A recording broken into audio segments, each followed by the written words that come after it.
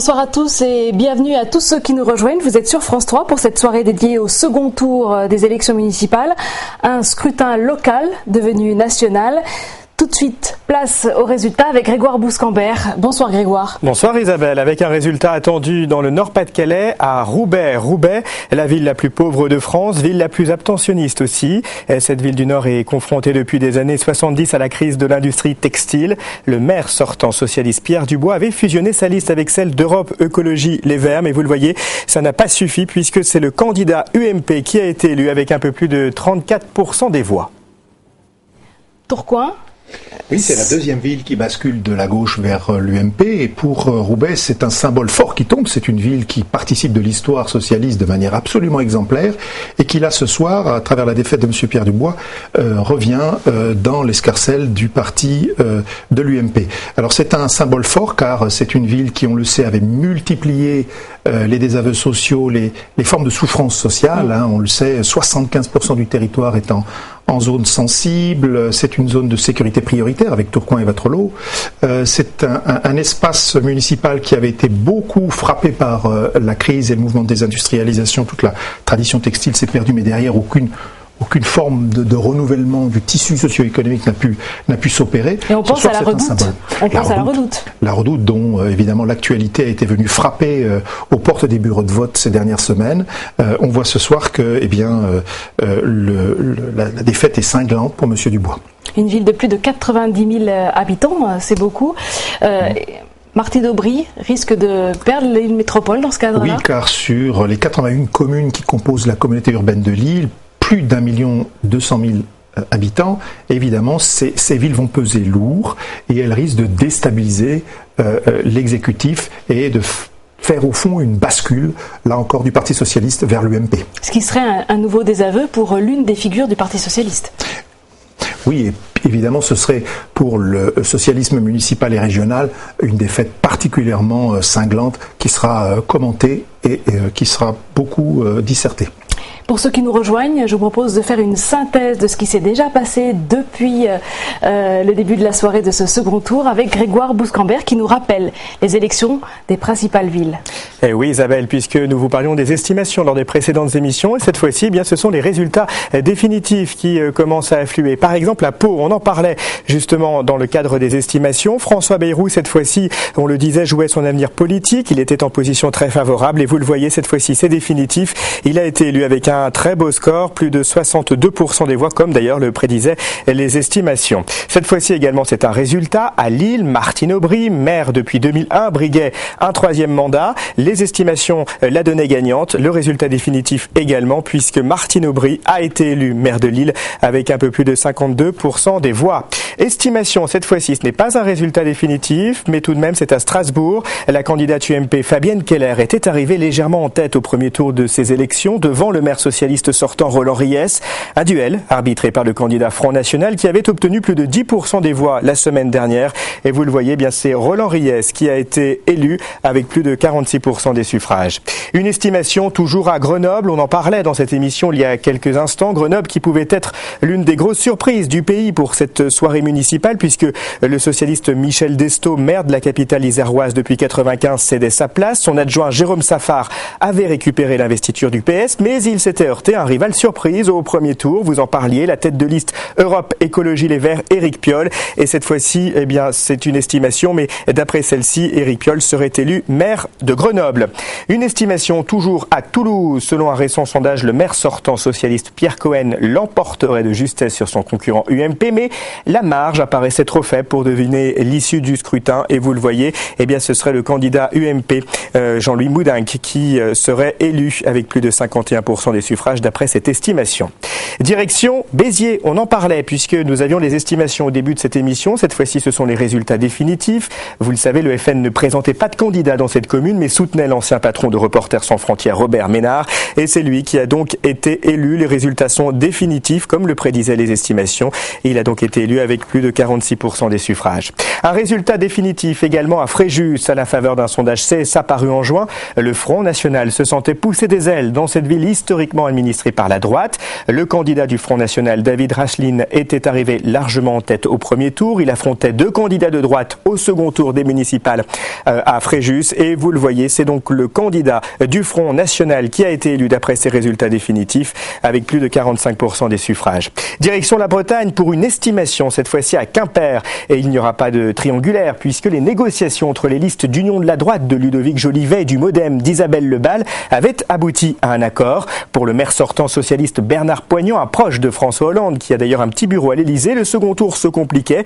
Et d'ailleurs, d'après ses estimations, il serait battu puisque c'est le candidat UMP qui serait élu avec plus de 56%. Ce sont des estimations, non pas des résultats définitifs. Enfin, cette fois-ci, là, c'est un résultat. Dans le Limousin, il vient d'arriver à l'issue du premier tour des élections municipales. La liste socialiste menée par le député Alain Rodet, maire de Limoges depuis 90 et président de la communauté d'agglomération Limoges Métropole depuis 2002, menait le scrutin. Et vous le voyez, eh bien, il serait pourtant battu. Il est battu d'après ce résultat puisque c'est le candidat UDI-UMP qui a été élu avec un peu plus de 45% des suffrages. Merci beaucoup Grégoire Bouscambert. Je vous propose d'écouter maintenant Jean-François Copé, le chef de file de l'UMP, qui réagit aux résultats ce soir, suivi de Jean-Marie Le Guen, député socialiste de Paris. C'est la première fois que l'UMP gagne une élection locale depuis sa création. Et quelle élection locale ? C'est visiblement une vague bleue d'une grande ampleur. Ce sont de nombreuses victoires. Et c'est en même temps un désaveu terrible pour le gouvernement. Dans ce contexte, c'est vrai, moi j'ai souhaité interpeller le président de la République ce soir en lui demandant de tirer toutes les leçons de ce qui vient de se passer. Et en particulier de changer radicalement de politique économique. On ne peut pas continuer d'entraîner avec des hausses d'impôts, des hausses de réglementation notre pays vers un tel décrochage.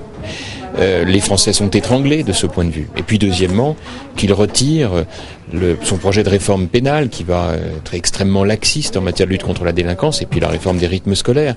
Tout cela, ce doit être des conséquences immédiates au regard de la situation.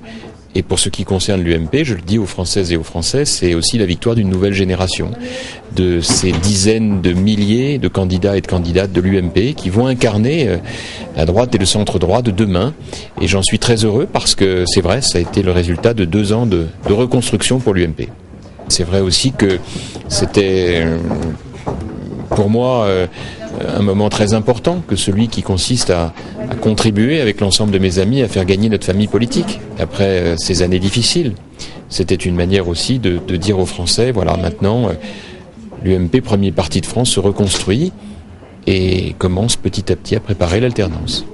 C'est vrai que c'est un revers très important ce soir. Il a de multiples causes, locales, générales. Puis il y a évidemment des enseignements au plan national à retirer de tout cela. Je pense que nous n'avons pas été capables jusqu'à présent d'expliquer suffisamment la gravité de la situation. On parle, j'entends ici ou là, certains nous dire que demain on payera plus d'impôts, quand j'entends la droite, d'autres qui nous disent on va distribuer du pouvoir d'achat. Avec les dettes que nous a laissées la droite, comment est-ce possible ? On est obligé d'assumer une situation difficile. Et ce pays a besoin d'être réformé. Et donc nous devons le dire clairement, nous devons montrer le chemin à nos compatriotes. Je pense que nous n'avons pas toujours été suffisamment clairs.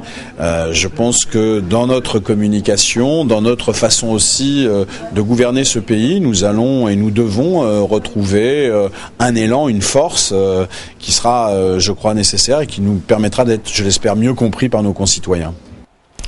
À suivre tout de suite la réaction d'Emmanuel Cos, la secrétaire générale d'Europe Écologie Les Verts, suivie de Jean-Pierre Raffarin, l'ancien Premier ministre de Jacques Chirac. Tout d'abord, les résultats sont pas bons pour la gauche, très clairement.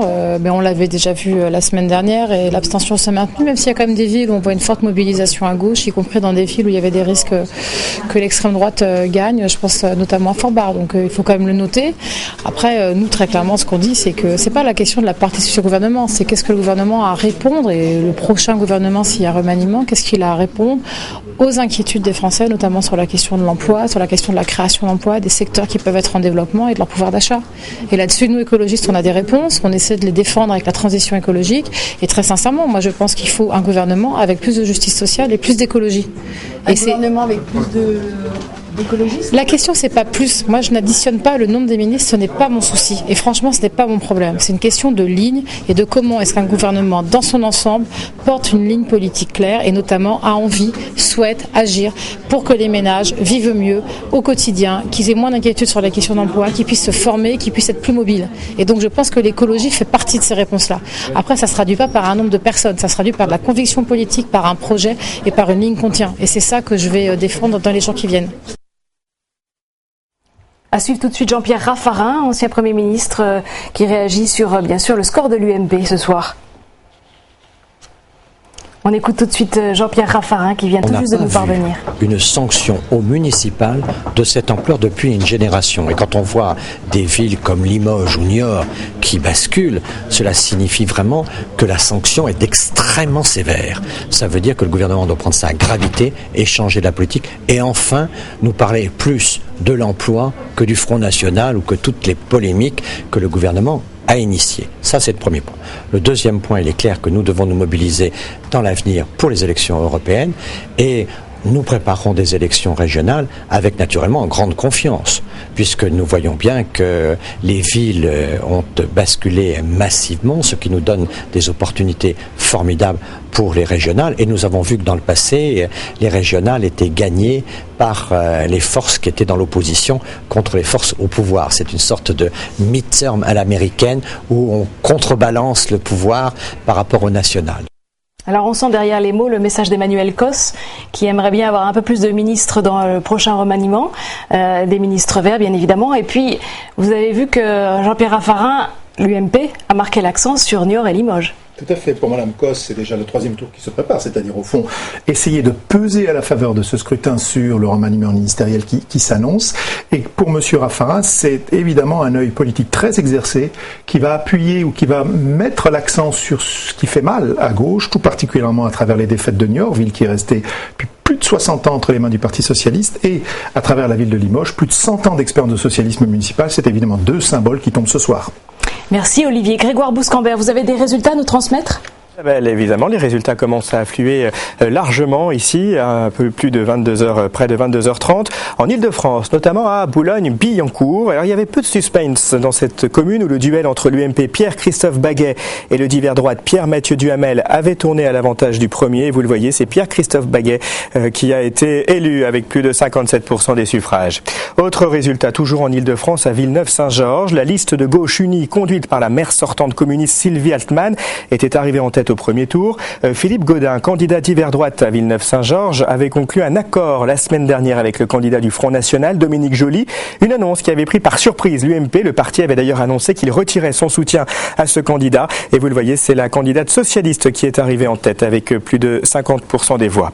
Résultat dans Languedoc-Roussillon, à Beaucaire. Beaucaire se voulait être une terre de conquête pour le Front National.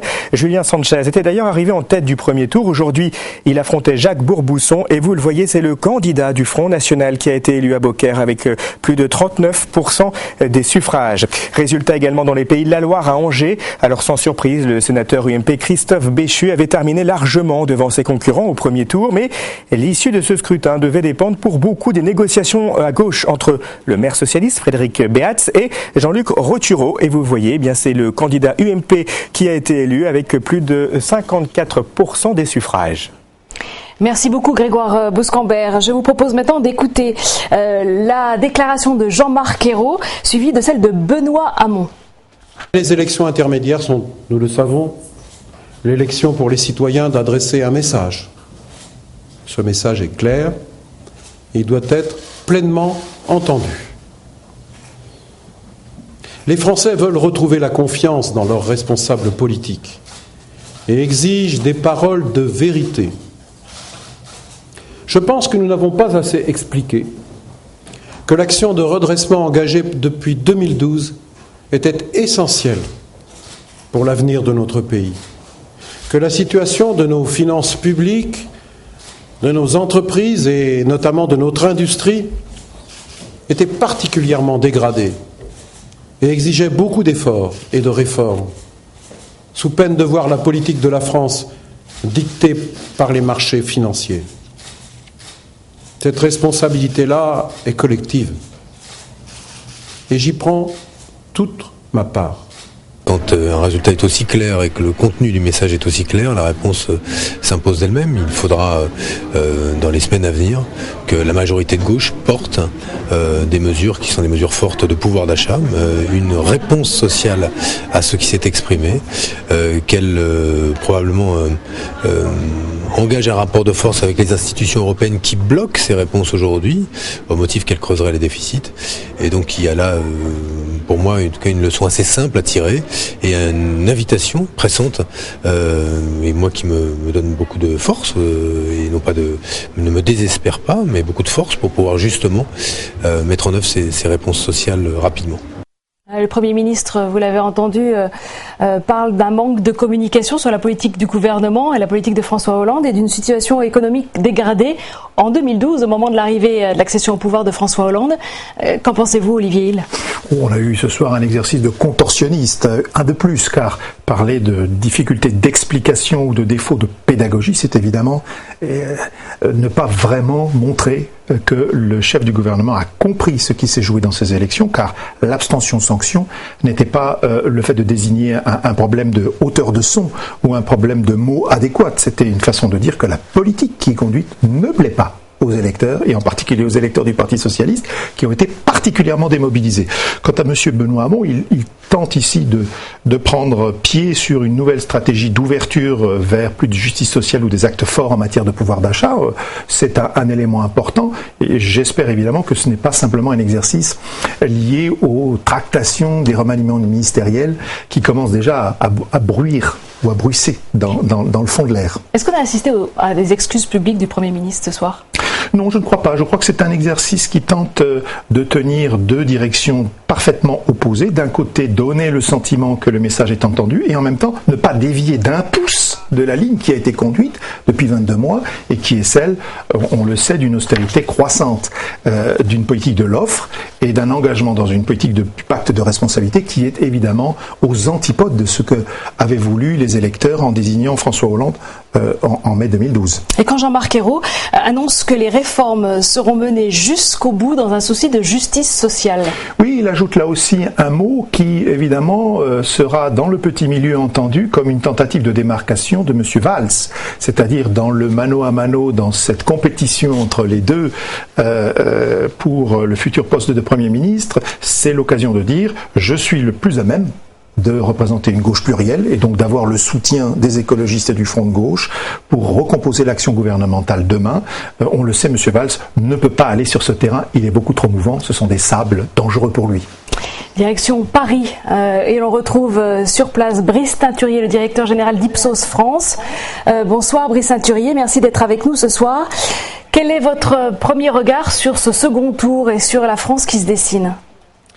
C'est une amplification manifeste des résultats du premier tour. On avait eu déjà au premier tour non seulement une abstention record, mais une poussée du Front National et une poussée également de l'UMP.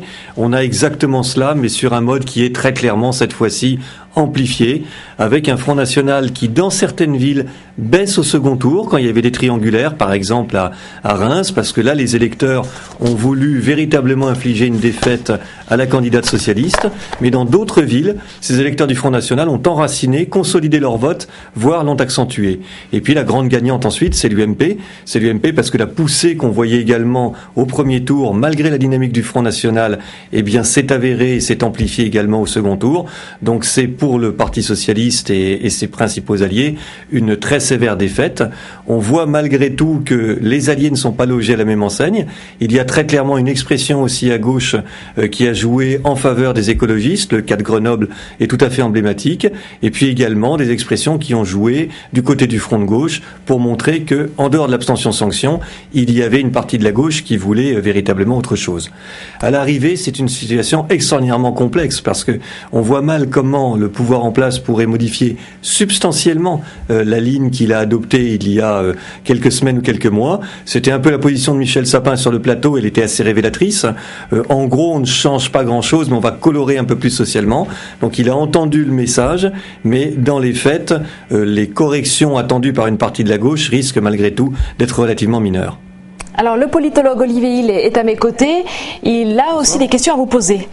Oui, Brice Teinturier, une première question sur l'abstention telle que votre institut le mesure par rapport aux communes qui, au fond, étaient concernées par les deux tours. Si l'on en croit donc cette estimation, 39,3% au premier tour d'abstention, 38 seulement au deuxième. Il semblerait donc qu'il y ait eu un léger frémissement de l'ordre d'1 point à 1,5 point, frémissement qui pourrait peut-être rendre compte d'une forme de léger sursaut ou en tout cas de moindre déconfiture du Parti socialiste dans ce second tour.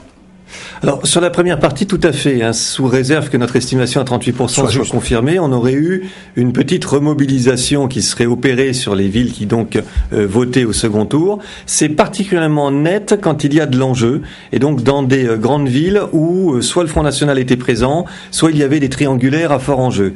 À ce moment-là, on mesure des hausses de la participation qui sont de 4, 5, 6 points. Donc quand il y a de l'enjeu une fois encore, et comme toujours, eh bien les électeurs se déplacent. En revanche, il n'est absolument pas certain que ce surcroît de participation ait bénéficié au Parti socialiste. On a plutôt le sentiment qu'il fait, dans le meilleur des cas, dans ces villes-là, son score du premier tour. Donc il refait le plein de ce qu'il avait fait au premier tour, et que l'abstention, c'est plutôt, ou la mobilisation accrue, c'est plutôt porté soit vers l'UMP, soit à nouveau, et encore une fois, vers le Front National, dans les villes où justement il y a eu de fortes hausses de participation.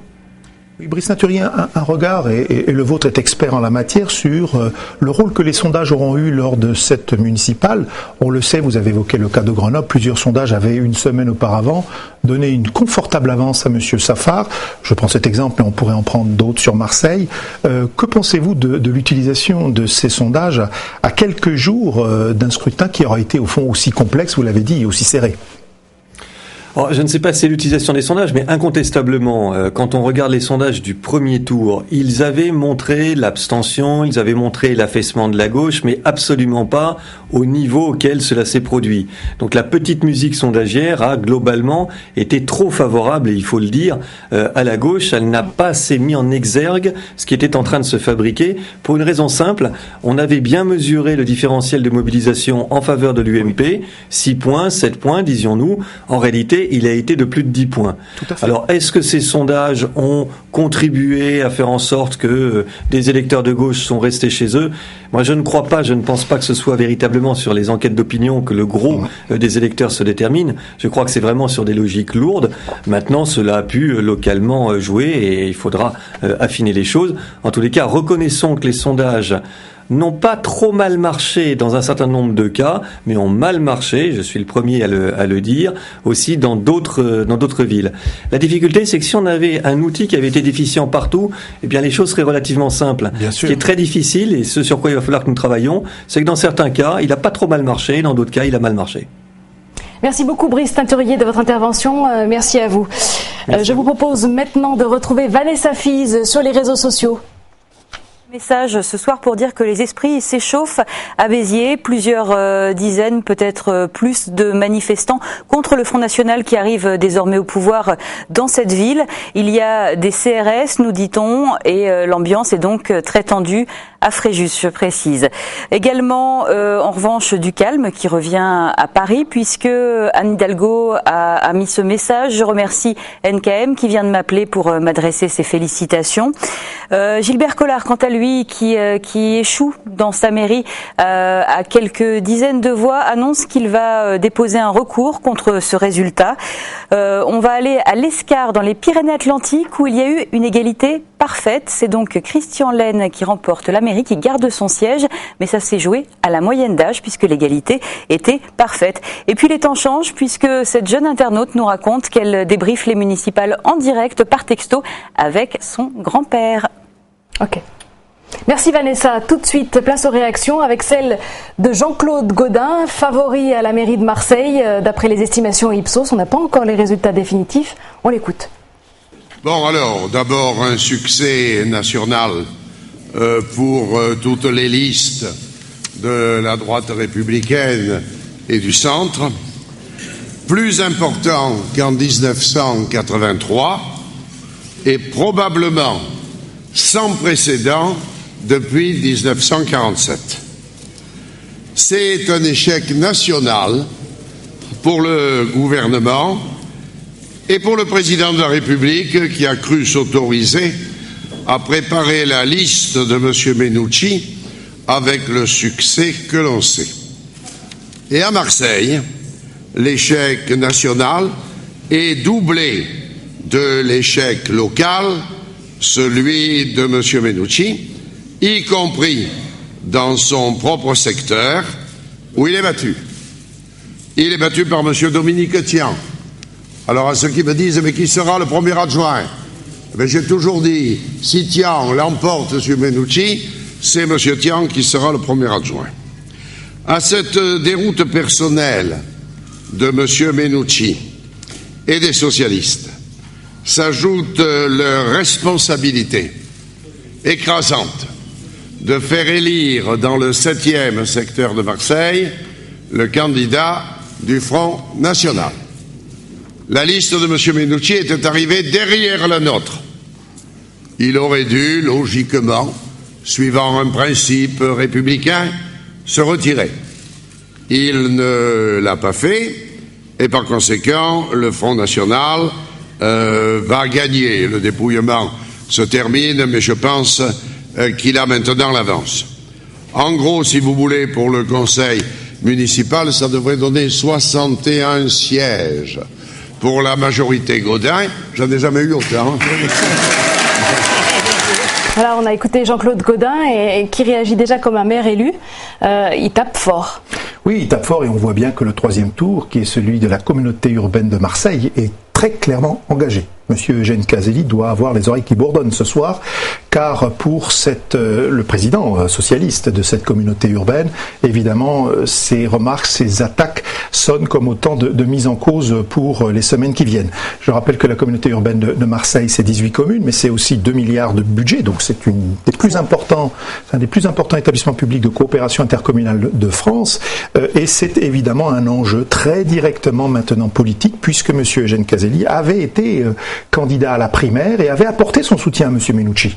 Et donc il est fort probable que le boomerang lui revienne dans les semaines ou les jours qui viennent en pleine face. Réaction d'Anne Hidalgo, maire élu vraisemblablement de Paris, donc Paris resterait à gauche, suivi de Martine Aubry, réélue à Lille mais en difficulté dans la métropole.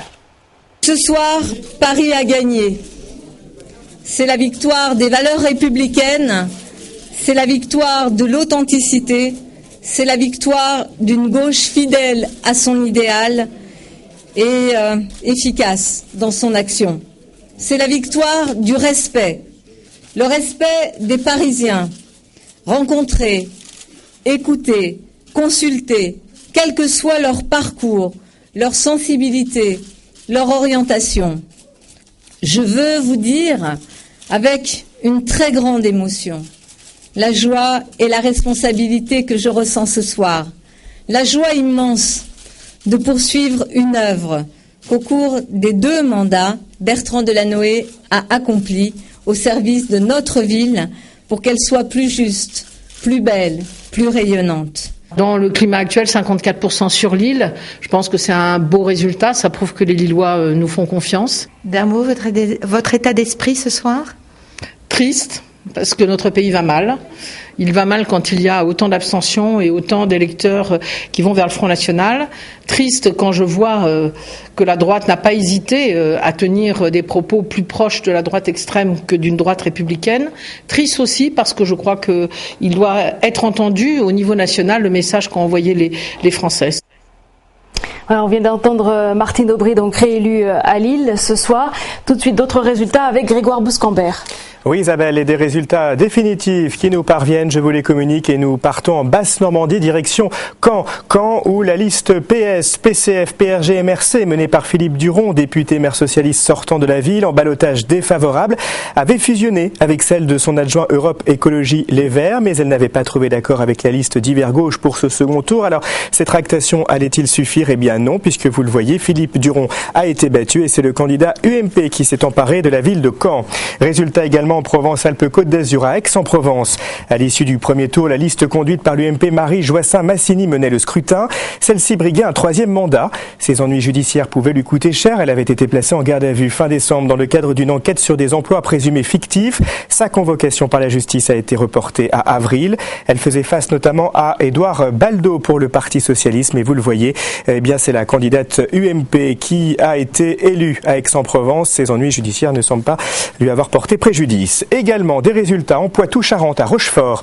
Le maire sortant Bernard Grasset, 80 ans et socialiste après 2 mandats, avait décidé de ne pas se représenter. Dimanche dernier, le successeur du maire, André Bonny, était arrivé en tête, mais rien n'était joué. Vous le voyez, c'est le candidat UMP qui a été élu à Rochefort. Enfin, un dernier résultat dans le Nord-Pas-de-Calais, à Dunkerque. Le maire de la ville, le socialiste Michel Delbar, en place depuis 25 ans, était en mauvaise posture au terme du premier tour pour conserver son mandat.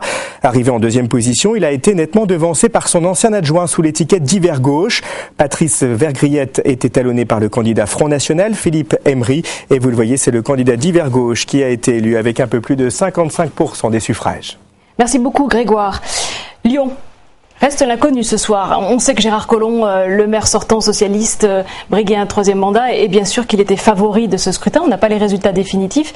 Lyon est une ville importante et symbole pour le Parti socialiste. Oui, tout à fait. Et M. Collomb avait obtenu un score assez mitigé au premier tour, à peu près 36 points. Il avait, surtout par rapport à 2008, était au fond relevé très en retard en 2008. Il faut le rappeler, il avait dès le premier tour emporté 6 arrondissements sur 9. Là, aucun n'a basculé dès le premier tour, et même dans son fief du 9e arrondissement, il n'était pas parvenu à s'imposer. C'est dire donc qu'il a connu des difficultés. Alors ces difficultés, c'est lesquelles? Au fond, c'est 2 ou 3 choses assez simples. C'est d'abord un fort taux d'abstention, près de 44%, c'est un taux record pour Lyon. C'est ensuite une dynamique d'union de la gauche qui s'est enrayée. On connaît les déboires, les désaccords qu'il a eu avec Nathalie Perrin-Gibert dans le 1er arrondissement, la maire du 1er arrondissement et l'UPS. Et puis, au fond, il n'aura dû son salut, et je pense que c'est ce qui va se réaliser ce soir, qu'à la présence du Front National en triangulaire, qui aura empêché les listes conduites par M. Havard de l'emporter, le Front National étant présent et en mesure de se maintenir dans 7 arrondissements sur 9. Alors si on regarde un peu plus loin que ce second tour, avec ces élections qui ne sont pas encore terminées, nous n'avons pas tous les résultats définitifs, surtout dans les grandes agglomérations. Regardons un peu le 3e tour, parce que la citadelle, c'est certainement la mairie à récupérer, mais le pouvoir et l'argent, il est dans la métropole et dans la mise en commun des moyens de toutes les communes qui forment cette agglomération. Je vous propose de regarder cette explication sur les métropoles. 400 000 habitants, c'est le seuil à partir duquel une ville peut désormais devenir une métropole. Aubaine pour les autophobes, ceux qui ont horreur de la solitude, mais vrai cauchemar pour les taiseux et les ermites. C'est un club assez fermé qui comptera moins d'une quinzaine de membres à l'horizon 2016. Nice Côte d'Azur est la première de la série et pour l'instant la seule existante. 11 autres écloront le 1er janvier 2015, dont celle de Lyon, future collectivité territoriale qui, sous une seule tête, fusionnera 2 corps, la communauté urbaine de Lyon et une partie du Conseil général du Rhône. Le joli monstre, ainsi créé, emploiera 7800 personnes et disposera de la modeste somme de 3,5 milliards d'euros de budget annuel. Le 1er janvier 2016, 2 autres métropoles pousseront leurs cornes sur le territoire français, celle d'Aix, Marseille, Provence et celle du Grand Paris. Voilà, Lyon, grande métropole, Gérard Collomb précurseur avec Michel Mercier il y a quelques mois en une fusion d'une partie du département avec l'agglomération lyonnaise qui va devenir une puissance énorme avec un pouvoir de plus de 3 milliards d'euros. Oui, et on le sait, ce sont des enjeux qui étaient pour la première fois proposés au suffrage des électeurs, puisque c'était au fond la première élection intercommunale de l'histoire électorale locale. Ces démarches qui s'opèrent, on le voit, vont se préciser dans les jours et les semaines qui viennent, et notamment des arbitrages politiques vont être rendus, et l'on va voir sans doute, comme les villes ont basculé majoritairement du Parti socialiste vers l'UMP, eh bien des exécutifs de communautés urbaines ou d'agglomérations basculer vers l'UMP ou l'UDI. C'est un mouvement qui va être très significatif pour la vie quotidienne des Françaises et des Françaises, puisque derrière ces communautés urbaines ou comités d'agglomération ou métropoles, eh bien vous avez toute une série de politiques qui vont être conduites par d'autres exécutifs. Politique de l'environnement, lutte contre la pollution, ramassage des ordures, politique en matière de services collectifs, l'assainissement, les cimetières, la gestion de l'eau par exemple, mais aussi toute une série de politiques sur l'urbanisme, sur les grands équipements sportifs, bref, tout ce qui fabrique le quotidien de nos concitoyens. Et ce scrutin, évidemment, a été un peu dérobé au regard, on en a peu parlé, mais il est bel et bien contenu au fond des urnes. C'est bien ce que les Français et les Françaises ont décidé lors de ces 2 tours qui va demain s'appliquer dans ces établissements publics. Un mot sur le Grand Paris. Nathalie Kosciusko-Morizet pourrait-elle l'emporter au Grand Paris? Alors, c'est l'un des débats très importants qui agite évidemment la planète UMP-UDI de la capitale. Qui va gérer ce grand ensemble de 127 communes qui va réunir aussi bien évidemment les conseillers de Paris de l'ancienne structure, mais toute une série de municipalités de la petite couronne. Derrière, c'est 7 millions de franciliens qui vont se retrouver directement concernés par ce grand Paris. Alors, les batailles politiques ne font que s'amorcer, chacun commence à prendre position. Madame Kosciusko-Morizet, évidemment, compte tenu du bon score qu'elle aura eu, fera partie indéniablement des prétendantes. On sait aussi que Claude Barthelone l'était. Claude Barthelone, mais il faudra voir quels sont ses résultats en Seine-Saint-Denis, car on le sait, la stratégie qu'il a conduite, qui visait à reconquérir des bastions du Parti communiste, a échoué assez largement dans ce département. On le verra à propos de Montreuil. Eh bien, sa position risque de s'en trouver très affaiblie. Tout de suite, Vanessa Fils sur les réseaux sociaux. Oui, je vous propose de rire un peu avec les sites internet qui ont suivi cette soirée électorale. Le Monde.fr a invité des dessinateurs de bande dessinée pour commenter ce qui s'est passé ce soir. Alors voilà, d'abord Jules qui nous propose ce bal tragique, un hommage à l'histoire. Jules encore, héros, notre drame des Landes. Il y a également Johan Sfar qui a été ému quand Anne Hidalgo est arrivée en plateau pour se faire maquiller et avait cette petite larme qu'il a fallu effacer. Il y a Plantu qui nous parle de la vague bleue. Ruth Solferino, au siège du Parti Socialiste, on tremble, on a peur du remaniement ministériel. Et puis le Huffington Post a également croqué cette soirée avec ce difficile changement d'heure pour aller voter. Voilà. Merci Vanessa Fils. Je vous propose maintenant, Olivier, de poursuivre sur, après le 3e tour et l'issue des métropoles, que va-t-il se passer pour les sénatoriales, les européennes, les régionales? Est-ce que le Parti socialiste pourrait tout perdre? Alors, ce qu'il faut bien comprendre, et c'était tout l'enjeu de ce qui s'est passé ce soir comme la semaine passée, c'est qu'un cycle électoral s'ouvre. Cycle électoral, ça veut dire que toute une série d'élections vont se succéder dans l'année qui vient. Bien entendu, dans quelques semaines, les européennes, qui vont être un grand rendez-vous pour définir les attentes des Français à l'égard des instances européennes. Mais aussi, en septembre prochain, 178 postes de sénateurs vont être remis en mouvement, et donc des élections, même si elles sont peu visibles, vont participer de ce cycle. Et évidemment, l'an prochain, cantonal, pour définir les conseils généraux, et régional. C'est donc un temps fort qui s'ouvre, et l'on ne peut qu'être dubitatif sur les chances du Parti socialiste à l'orée de ce cycle. Alors, avant de revenir sur l'avenir, je vous propose d'écouter Gérard Collomb, la réaction du maire réélu ou dit favori à Lyon. Bonsoir, monsieur Collomb. Bonsoir. Et de Troyes. Et de Troyes. Et de Troyes, grâce au travail que nous avons accompli avec l'ensemble des têtes de liste. Vous voyez par exemple Thomas Rudigoz qui gagne de 8 points dans le 5e arrondissement. C'était quelque chose qu'on n'attendait pas forcément. Et donc c'est une très belle victoire, surtout si l'on compare évidemment au contexte national. Question au président du Grand Lyon, vous gardez Lyon, vous gardez Villeurbanne, vous gagnez Vaux-en-Velin, vous gagnez Bron, mais il y a beaucoup de défaites quand même ce soir qui fragilisent aujourd'hui votre position Grand Lyon. Nous allons essayer de faire pour le Grand Lyon ce que nous avons fait pour Lyon, c'est-à-dire rassembler largement par-delà les sensibilités politiques. Et donc je ne doute pas que l'on puisse trouver un large rassemblement au Grand Lyon pour la future métropole. Tout de suite, Grégoire Bouscambert pour d'autres résultats ce soir. Oui, Isabelle, les résultats qui arrivent ici. Je vous propose de partir en Poitou-Charentes, à Saintes plus précisément. Saintes où la gauche s'était retrouvée la semaine dernière en grande difficulté et où le maire sortant Jean Rouget avait encaissé un terrible revers. Le candidat UMP s'était retrouvé en position de favori et donc sans grande surprise, vous le voyez, il a été élu. Autre résultat en région Rhône-Alpes à Roanne, c'est une triangulaire qui avait lieu dans la deuxième ville de la Loire avec la maire sortante Laure Desroches du Parti socialiste, nettement devancée par celui qu'elle avait battu 6 ans plus tôt, le député UMP Yves Nicolin. La candidate du Front National était parvenue à se maintenir et vous le voyez, eh bien c'est le candidat UMP qui a été élu à Roanne avec un peu plus de 51% des voix. On reste en Rhône-Alpes, on part à Bron où une folle quadrangulaire s'annonçait en effet. Madame Kéran, épouse du président de la région, reléguée en 3e position au premier tour, disait vouloir rassembler du front de gauche au Front National contre la maire socialiste sortante, parvenue en tête.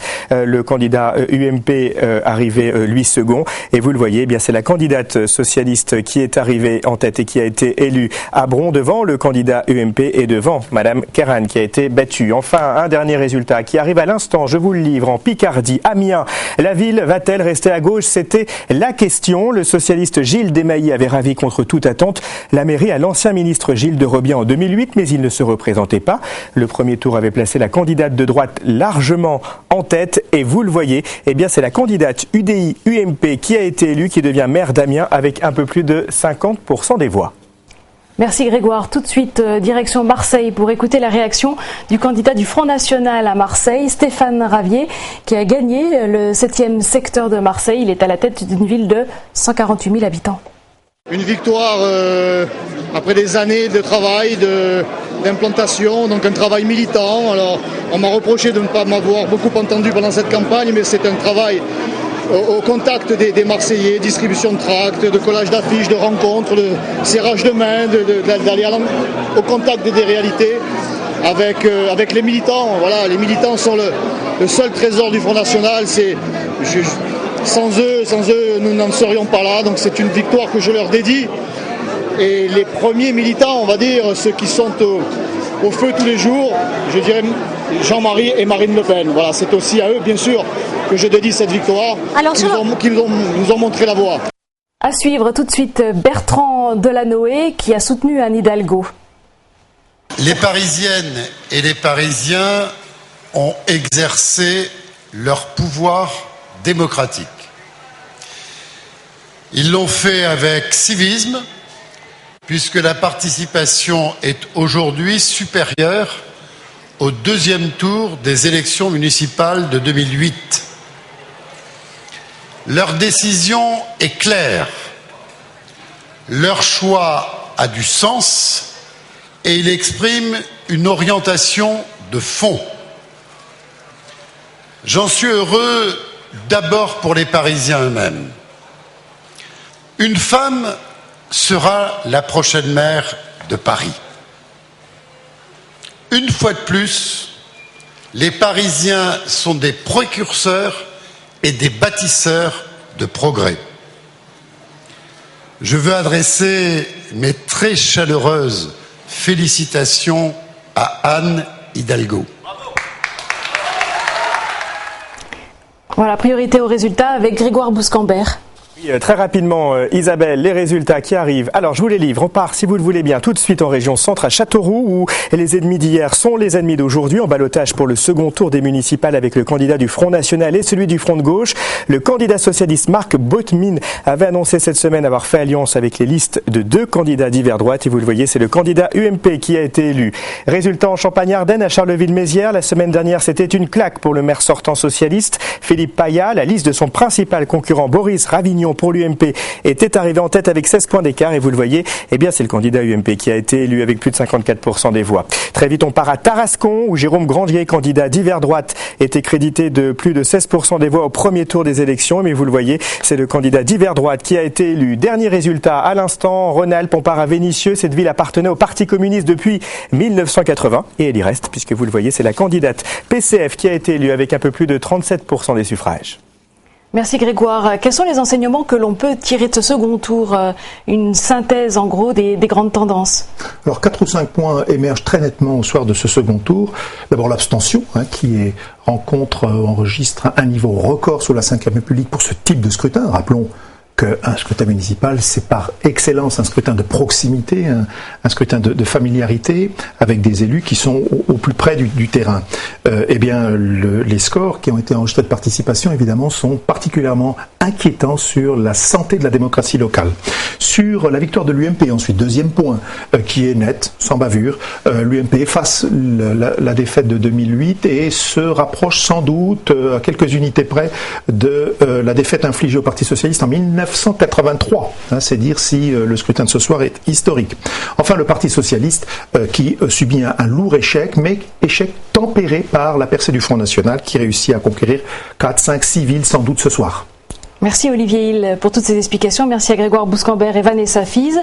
Bien sûr, demain, vous retrouverez toute l'actualité du second tour à 13h avec Grégoire Bouscambert et Olivier Hill et Vanessa Fize. Merci de votre attention. J'espère que vous avez pu récupérer tous les résultats et trouver ce que vous cherchiez en analyse et en compréhension de ce scrutin. Excellente soirée à vous.